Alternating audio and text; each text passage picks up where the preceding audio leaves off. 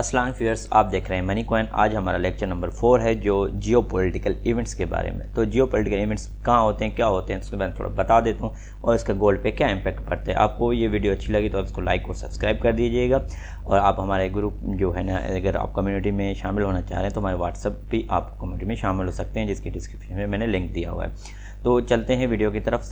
Main आज का जो वीडियो है वो बहुत अहम है और इस पर गोल्ड बहुत ज़्यादा इम्पैक्ट करता है। सारे इवेंट्स को डिसाइड करेंगे और एक एक को पढ़ेंगे और उसमें देखेंगे किस तरह इसको इंटरप्रेट किया जाएगा और किस तरह इम्पैक्ट गोल्ड पे इम्पैक्ट पड़ता है। तो जियो पॉलिटिकल इवेंट्स वो होते हैं कि जो स्पेसिफिक जियो फिजिकल ग्राफिकल जो रीजन्स होते हैं वहाँ पे कंट्रीज़ की पॉलिसीज़ एक्चुअली चेंज हो जाती हैं, पॉलिसीज़ अफेक्टेड होती हैं। इस वजह से जो है ना वो इंटरनेशनल मार्केट में इम्पैक्ट डालती हैं। तो आइदर वो ऑयल हो या गोल्ड हो, इन दोनों पे सबसे ज़्यादा इम्पैक्ट पड़ता है, या एनर्जी। तीसरे जो हैं ये जियो पॉलिटिकल इवेंट्स पे बहुत ज़्यादा डिपेंडेंट रखते हैं एज़ कम्पेयर टू अदर्स।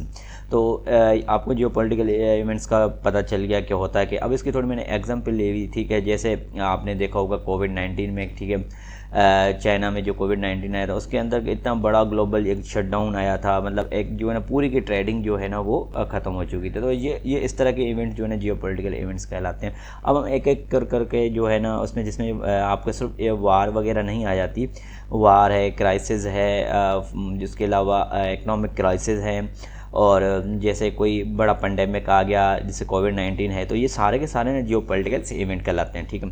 तो अब एक एक को डिसाइड करते हैं गोल्ड का इम्पैक्ट क्या पड़ेगा एज अ ट्रेडर, आपने क्या देखना है। तो चलते हैं नेक्स्ट स्लाइड पे।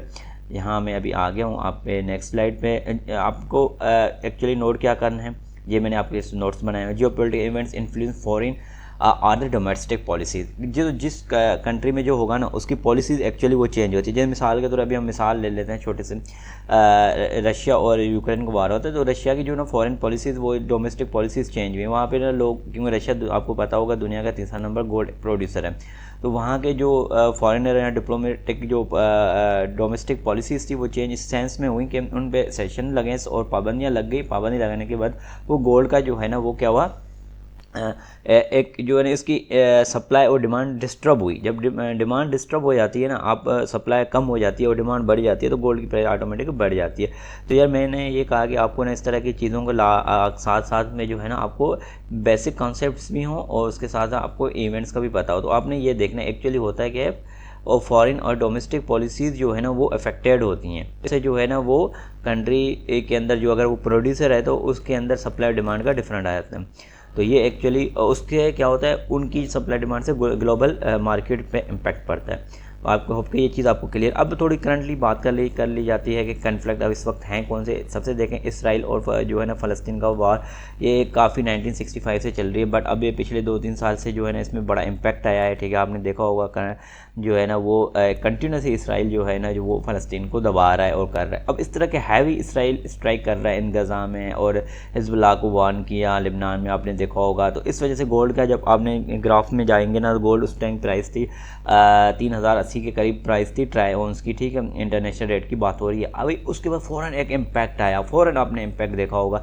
2% intraday trading as a safe haven. अगर 2% भी आप देखें अगर, तो कितना बनता है, समझे 33 जो है ना 45 बनता है। तो इतनी डिमांड एज गोल्ड की जो है बढ़ गई, इतना इम्पैक्ट करता है। मैं क्यों कहता हूँ कि आप इन चीज़ों को फोकस करें।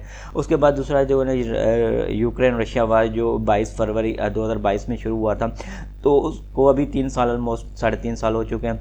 इसमें रशिया ने मल्टीपल ओवरनाइट लॉन्च, ड्रोन, ये वो अटैक किए हुए हैं। उसके अलावा उसके जितने भी सी पोर्ट्स रिलेटेड नेटो हैं या नेटो के अलर्ट किया हुआ, तो मतलब पूरे जो यूरोप है, जो आपका वेस्ट है, उस पर ना एक अनसर्टेनिटी फैली हुई है।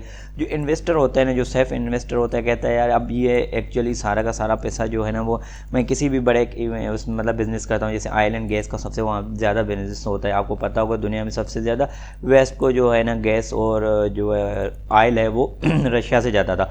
अब हुआ क्या कि यार जब ये इवेंट्स होते हैं ना, ठीक है, तो उनकी जो है ना डिमांड बढ़ जाती है, ठीक है। मिसाल के तौर पे अब मैं आपको बताऊं डिमांड कैसे बढ़ जाती है, क्योंकि सप्लाई हो गई शट। अब आप शट डाउन सप्लाई हो गई तो आप जो है वो कहाँ से पूरा करोगे। तो आपको लोगों की तो नीड है, ठीक है, वो लोगों की नीड है, या उस बिज़नेस में कुछ लोग इन्वॉल्व होते हैं, ठीक है।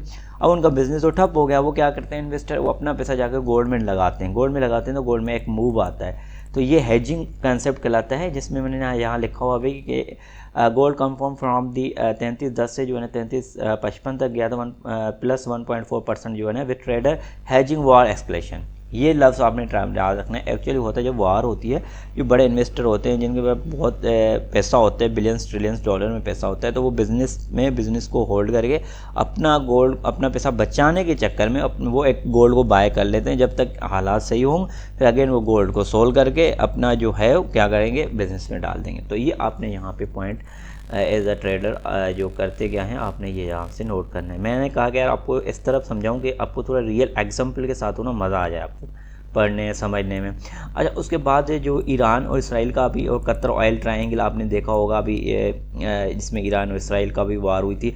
तो आपने कहा ऑयल की प्राइस जो है ना इतनी बढ़ गई थी कि आप सोच भी नहीं सकते, ऑयल $112 पे चला गया था। ठीक है, क्योंकि आपको पता है ईरान से जो एक कैनाल है जिसमें तब्रेज़ पता नहीं क्या कैनाल का जो नाम नहीं मुझे भी याद नहीं, तो वहाँ से ना 20% जो है ना यूरोप की सप्लाई होती है। ठीक है, ऑयल की पूरे यूरोप को वहीं से जाता है। तो वो इतनी डिस्टर्बेंस हुई, उस वजह से क्या हुआ कि एक जो है वो ऑयल में फ़ौरन जो शॉक आया। तो ऑयल एंड प्लस गोल्ड ये दोनों अफेक्टेड होते हैं आपके जो है ना जियोपॉलिटिकल इवेंट से सबसे ज़्यादा। वजह ऑयल की वजह ये होगी कि ऑयल की सप्लाई और डिमांड डिस्टर्ब होती है। सप्लाई जो है ना वो उसकी डिस्टर्ब होगी तो डिमांड तो कॉन्स्टेंटली रहती है।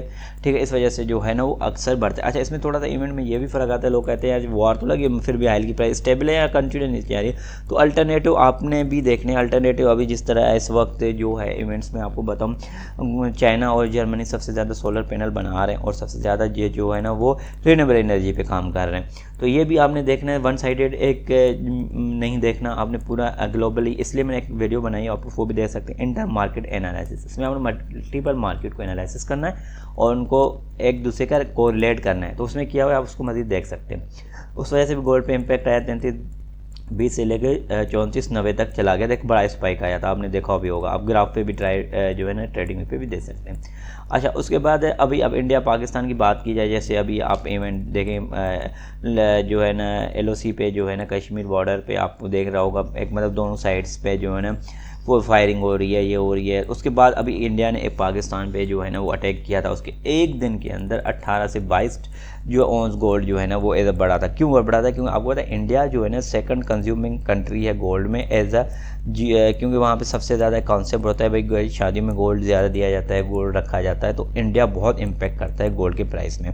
तो आपने ये भी देखा। उसके बाद अभी थाईलैंड कम्बोडिया का एक बॉर्डर प्रोटेस्ट हुआ था, उसके अंदर गोल्ड मतलब ज़्यादा नहीं बढ़ा था, ठीक है 0.8% बढ़ा था, मगर एक चीज़ एक्चुअली ये बढ़ा था। तो अब आपको मैं एक्चुअली इसमें कंसेप्ट आपने एज अ ट्रेडर क्या सोचना है। जब इंडिया की बात आती है तो उसमें जो है ना एक प्रीमियम और डिस्काउंट का कॉन्सेप्ट आता है। प्रीमियम ये होता है कि इंटरनेशनल रेट जो है वो प्रीमियम कहलाता है। डिस्काउंट ये होता है कि जो लोकल मार्केट का रेट होता है वो।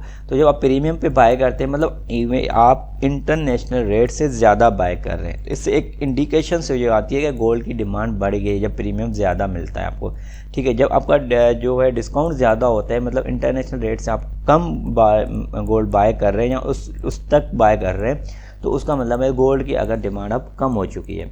ठीक है, तो ये आपको दोनों कहाँ से, इसकी भी मैंने एक वीडियो बनाई हुई है, आप मनी कॉइन्स पे जा सकते हैं, उसमें आप सारा जो है मैंने गोल्ड के फंडामेंटल्स में बताए हुए हैं, आप वहाँ वो देख सकते हैं कि यार ये सेंट्रल बैंक किस तरह बाइंग करती है और जो है ना ये डिस्काउंट और इसके अलावा प्रीमियम क्या होता है। अच्छा, अभी उसके बाद मैंने आपको जैसे आपको इसमें करना है क्या है, साइड में आपको मेन चीज़ बता दूं, एज अ समरी आपने क्या देखना है। गोल्ड जो है ना करंटली ट्रेड हो रहा है 33.20 तक, जो है ना 36.50 तक। आपको एज अ ट्रेडर दो चीज़ें देखनी होती हैं। जब कोई इवेंट होता है तो उसकी एक सपोर्ट बनती है, गोल्ड कहाँ से उठा, कितना ऊपर गया, अगेन अगर वो इवेंट ख़त्म होता है तो वो सपोर्ट को लाजमी टच करेगा। तो एज आप फिजिकल बाइंग कर रहे हैं, ठीक है, आप ट्रेड कर रहे हैं, आप एक स्विंग ट्रेडर हैं, तो आपने वो जो मैं आपको बता रहा हूँ वो आपने लाजमी हाईलाइट करने हैं सपोर्ट लेवल।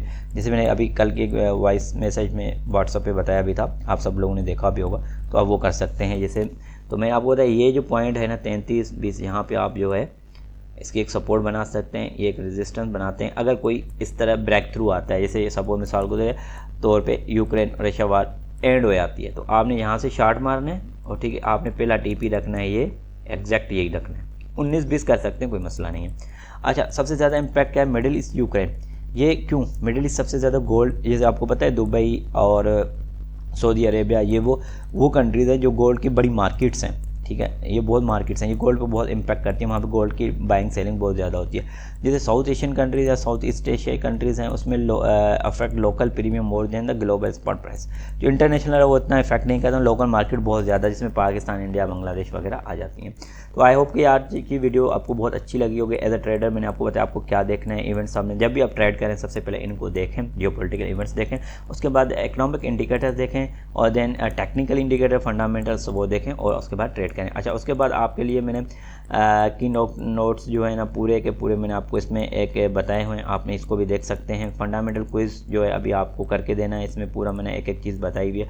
अगर ये आप क्लियर कर लेते हैं, आपको चीज़ें कॉन्सेप्ट वगैरह क्लियर है, तो आप इंशाल्लाह मार्केट में आपको एक एक चीज़।